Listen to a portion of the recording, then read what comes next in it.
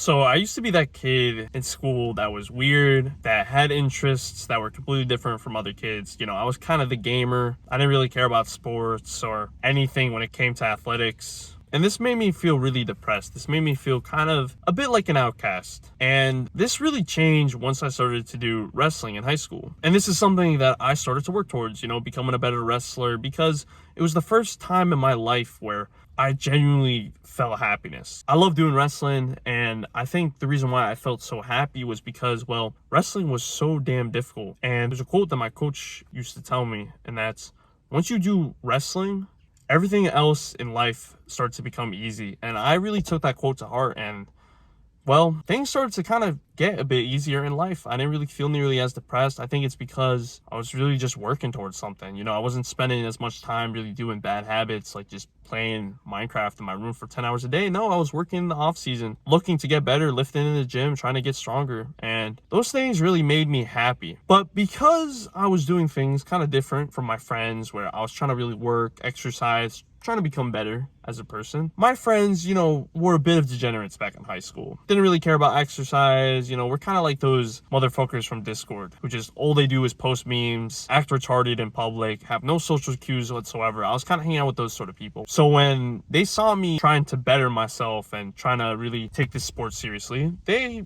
became a bit jealous. And this is when they started to call me shit like musclehead. You know, they would kind of encourage me to like, yo, relax, take things easy, you know.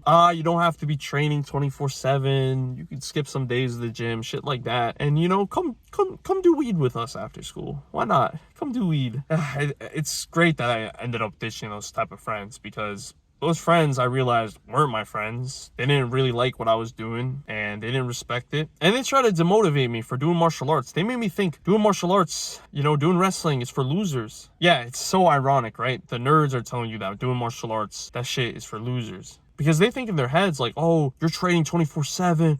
Oh, like that's all you're doing. You know, you're not going out, you're not going to parties, you're not going out socializing with girls. Oh, you're a loser. Yeah, isn't that ironic, right? I want you, bro, to have that mindset that because you do the martial arts, you're that fucking guy. You're that fucking G. Because you're doing something that 99% of people aren't willing to do. No one's willing to better themselves. No one's willing to get punched in the face. No one's willing to do wrestling and gas out the first minute, because goddamn wrestling's tough as hell. No one's willing to do any of these things. Everyone's a pussy. I'm being honest with you. Everyone's a pussy. Everyone would rather scroll on TikTok, eat some fucking Oreos, jack off to anime. Everyone would rather do that. No one would rather try to better themselves, you know, do something, take up a challenge that's hard, that's difficult, because martial arts is damn difficult. No one's willing to do any of these things. Because you do a martial art, bro, you are that fucking guy. You are that fucking G.